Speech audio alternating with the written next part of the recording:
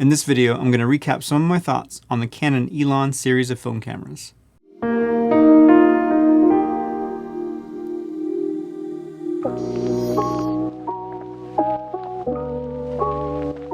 So with my last review of the Canon Elan 7NE, I essentially completed an overview of all the Elan releases. In the US, these are called the Elan cameras. Overseas, these are either the EOS 100, the 50 and 55, the 30 and 33, and 30 and 33V. And just a recap of when they were released.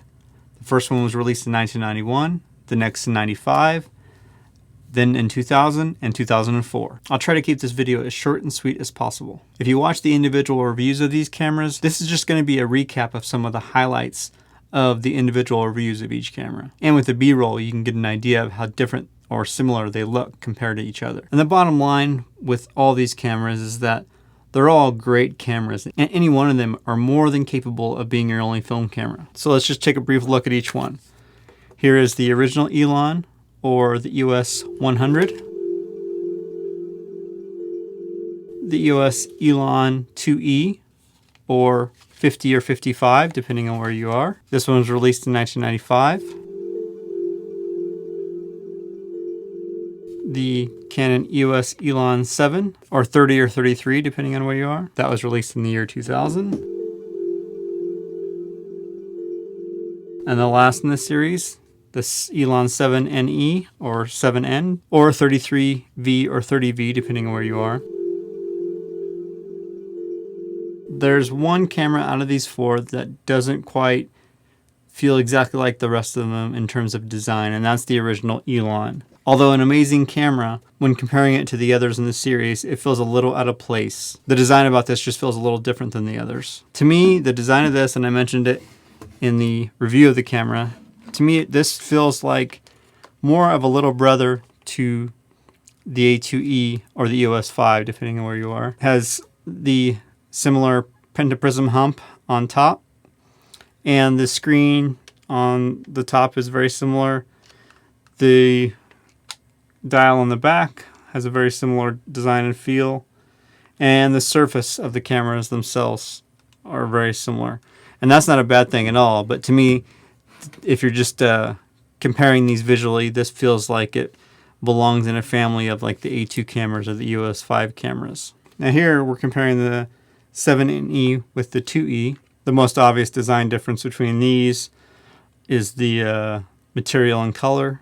I have the chrome version of this. There is a black version of this camera, but you can see that there's a clear difference in the chrome versus the black. And also this one has slightly harder edges on where the sides of the body meets the middle. That's where this one is much curvier. And then comparing the two 7s to each other, nearly identical in terms of shape and feel.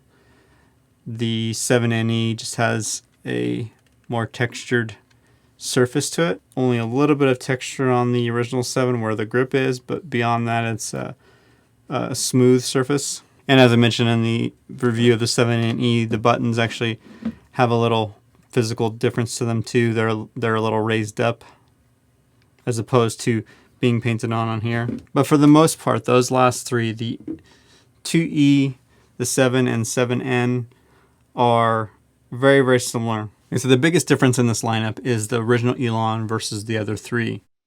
Although all are great cameras, I personally would choose any of the latter three than the original Elan. Really, there are two key differences for me that make me choose the latter three over the original Elan. And that is being able to set up back button autofocus and having the exposure scale in the viewfinder when in manual mode. Some people don't like back button autofocus and always leave it to the shutter release button. So if that's your preference, then that won't even be a concern for you in regards to the original Elan. I cover slightly more detail in the other videos of each camera, so I'm not going to dive back into each one, but I just wanted to highlight the two main differences for me in terms of why I would choose any of the latter three than the original. Now, between the latter three, between the 7, the 7N, and the 2E, I could totally make the 2E my only camera. It's more than capable and is a really cool camera. I think though, if I had to choose today it would be a toss-up between the 7 and 7N. Maybe it's because I've owned those before and I have a sentimental attachment to the 7. I just really like the feel of it, and since it's on par functionally with the other ones. So for me, it does kind of come down to the look and feel of the camera in my hands. Another difference worth noting that I can't remember if I mentioned or not in the other videos is the difference in batteries. So the first two, the original Elan and the 2E, take the 2CR5 battery, which is a single battery that almost feels like it's a double.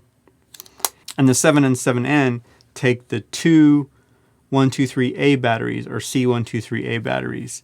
So depending on how easy it is for you to find certain batteries, that could be a differentiating factor. Another point about batteries, I haven't been able to try a battery grip for the 2E, but I like the battery grip that I have for the 7 and 7N. It adds an extra design element to it.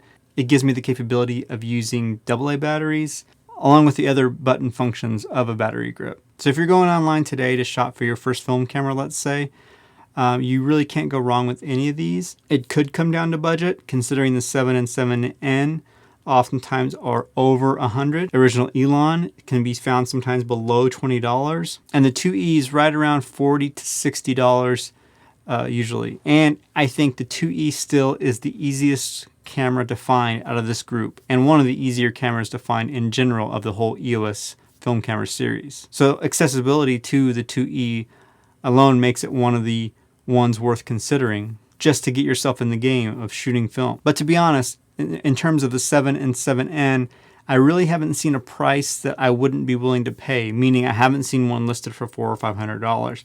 They're usually between $100 to $160 at most. I mean, you may see a higher listing, but I haven't really seen much more than that. I would pay $160 for the 7 or 7N if it was in the right condition, and maybe if it had some accessories to it. I feel like $100 is the perfect buying price for the 7 and 7N. But again, budget and price is really up to you, whatever you feel comfortable with.